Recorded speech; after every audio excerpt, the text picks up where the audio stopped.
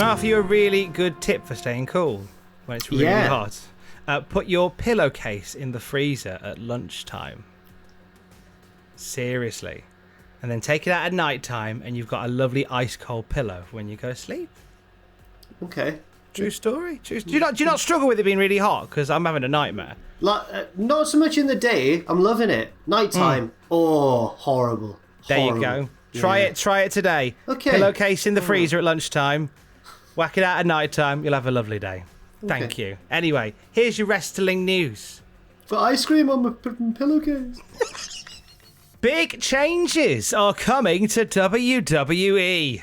AEW are in the red financially, and a top Raw star had property stolen at the Thunderdome. We'll get to that in a pinch. So it's fair to say that Raw has been, rubbish for a while, and there is some light at the end of this very long 3-hour tunnel. What's Andrew Zarian been saying, Jack? Andrew Zarian has been saying on Twitter that he's hearing exciting stuff about upcoming WWE plans, and he hasn't been too explicit with it, but he has given some clues. He tweeted saying, hearing a lot of exciting stuff on the WWE side of pro wrestling. Too early to post anything, but honestly, I'm very hopeful we will see a quality turnaround by the end of the year. I hate being vague, I generally don't post things like this, but I'm very hopeful right now. Cena and Brock are not the only things they have coming up. Now, first of all, to me, that says, wow, it's not the only things they've got coming up. It also says they've got Cena and Brock coming up. That's actually a thing that's happening. Quick, change the headline. Cena and Brock confirmed. Well, we don't know, but he seems to imply that, certainly. And he says WWE and their content partners know returning to a live audience is a huge opportunity to get the train back on the tracks.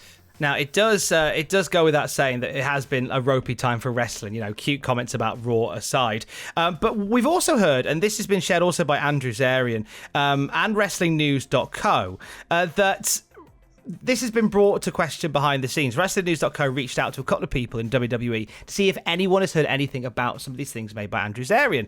And the people they spoke to said they're unaware of changes, but were told that Vince McMahon is definitely aware that the product is stale, and the feeling among people in management has been that the, quote, good stuff in regards to creative is being saved for the live crowds. And it was mentioned in the chat, in our work chat, like, why would you deliberately put on a show that you know is stale? And the thing is, WWE can afford to. And this is the situation they find themselves in now. Mentioned this in a couple of videos, I know you have as well, Jack, is that WWE will now make money to spite themselves. Like, they could put on a wrestling show which is 3 hours of Randy Orton picking his nose. It will still make money. So I imagine that Vince McMahon has kind of knowingly sort of put Raw in particular into autopilot, waiting for this big return in July. Yeah, potentially so, yeah. Just when you said that Vince McMahon will make money to spite himself, I was thinking, I'm just a spoke on the wheel. The wheel keeps turning. I was just thinking, hey, Colt Cabana, how... Yeah. But no, I agree. And it does seem strange, doesn't it? Because then you look at other promotions like Impact and AEW, and New Japan as well. They've got all the other promotions with varying levels of success have at least really given it a go. Like, they've put on a huge effort.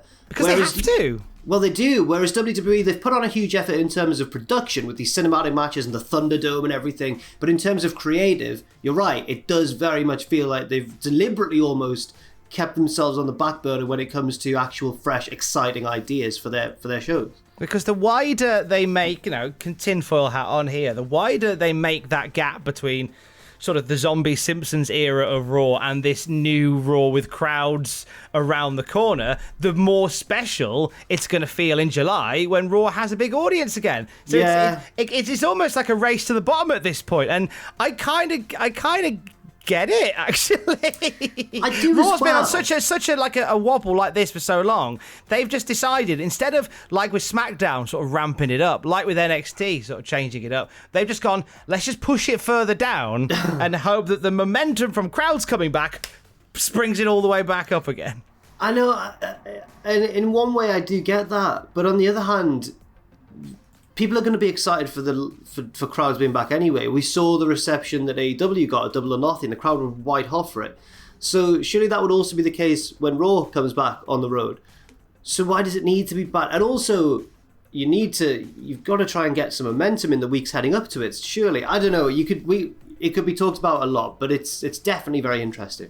AEW, talking of them, some interesting things came out of this article they did with Forbes. All about their business model and such. A great quote from Sadiq Khan, the father of Tony Khan, who said, when it comes to AEW, I didn't think this was a good idea. He says, I told Tony, look, when I'm dead and gone, I'm going to be leaving you and your sister a lot of money. Why don't you blow some of that while I'm alive? Okay. I like it. Like my dad would always say, look, if pouring £20 down the drain makes you happy, then do it. I'm not saying that's what the Khans are doing, by the way. I'm not saying that. Calm down. Tony, please don't stop sending me my check. But in terms of the money that they are making, so Forbes reveals the following. The $43.75 million AEW received from TNT last year made up the largest share of its revenue. That's a rounding error compared to publicly traded WWE's record of $974 million in revenue in 2020. Still, AEW's pay-per-view numbers and ticket sales are growing, and the new show will add to its coffers. Khan expects its wrestling division to be profitable next year, though an 8-figure investment in video game development will keep the company in the red for now. They have sank an 8-figure sum into the video games they're working on. Now,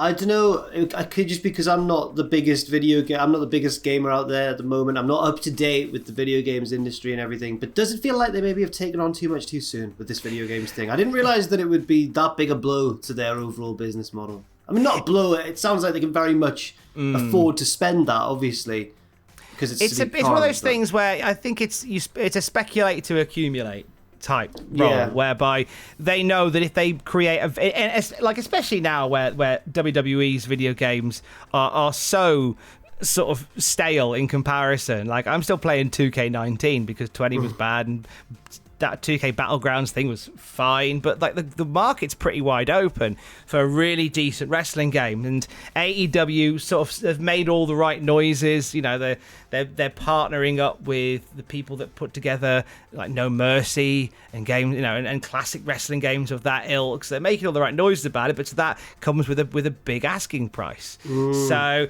if they nail this video game thing, they can make that money back.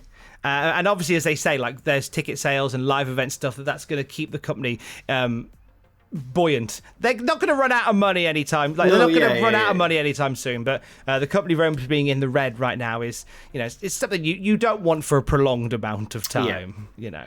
Meanwhile, WWE taking on 2 new signings. Behind the scenes, these ones are who is well, it's a signing and a re-signing. Who have we got, Jack?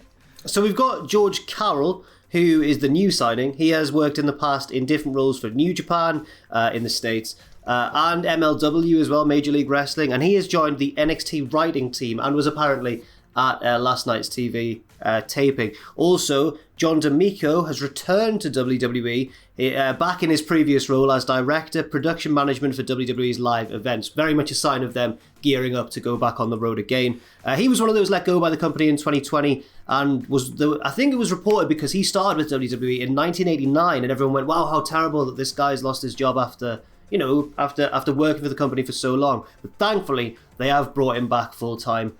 And it seems like that is purely just because, well, we're going to be back on the road soon. We need our guy back. And it's somebody with over 3 decades of experience in putting shows on the road, so it makes sense to get them back up and running.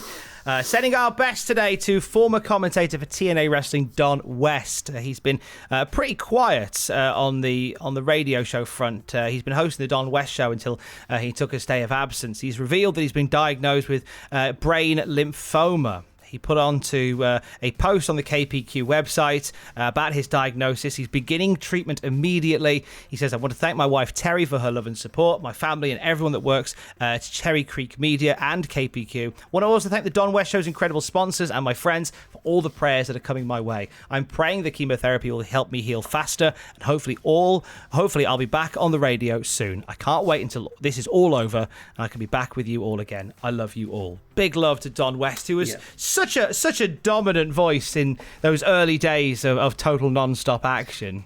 Just the archetypal. It's what you want from a colour commentator, Don West, in my opinion. You had Mike Tenay or, someone doing play-by-play, and then you had Don West being brash, excitable. He could lean heel or face, whichever way the demands of the story really needed it to, but the real thing that he always brought to wrestling was like excitement and genuine passion, which sounds like something that everyone should have, but actually, it's almost not a rarity in commentators these days, but with the whole sports analyst feel that WWE seem to be going for, you want guys like Don West in wrestling, don't you? Real wrestling passionate guys. Yeah, people that can sell you into seats is what you need. So we send our love to Don West. Finally, Sheamus revealing some theft in the Thunderdome. The Raw tag titles got pilfered the other week. Wasn't the only thing that got stolen, was it, Jack? No, Sheamus has revealed that, well, he says sarcastically, a lovely fella stole my cross on camera below, the one that he wears, is it like a necklace thing? It's like the big Celtic cross, essentially. And he says, if you internet sleuths could track it down and return it via details below, ringside seats reward when we return to your town and many beers. Cool guy emoji. Cool sunglasses emoji. Why? So, sorry, which belts were it? Was it confirmed which belts was stolen? Which belt was stolen? I believe it was the Raw tag team titles. I've seen a few reports that say that the one of or both of the Raw tag titles were taken, but I may be wrong on that. But there's photos on the USFPD Tampa Twitter of the guy in question with a big load of stuff in a duffel bag, legging it out of the Thunderdome. Because the first thing that I heard was that it was the US belt. And if that was the case, I'd be like, why are they picking on Sheamus? Like, Sheamus has just got... So, but imagine if it was the same person as well. Or maybe it's like an Ocean's 11... Maybe it's a gang of thieves who are going to rob little bits and pieces from WWE. I shouldn't be making light of this situation. Theft is wrong, everybody. Theft is wrong. So you're suggesting this is a retribution storyline? Poor Sheamus, though. I'm not trying to make light of his situation, and he seems to have handled it in very good humour, which is probably the best way to go. But man, I'd be angry as well. You know, it's not very nice, is it? Why would you steal from Sheamus? Oh yeah, no, well maybe they don't. Maybe they're not. They're clearly not wrestling fans. Yeah. Why would you steal from Sheamus? What are you thinking? Honestly. More wrestling news as we get it at cultaholic.com. Jack, are you streaming today? Yes, I'm streaming with Owen at 6 p.m. UK time. We are doing Football Manager. Up the Fabes, Tom. Up the Fabes. Up the Fabes. Twitch.tv/Cultaholic. Stay safe. Love you, Fabes.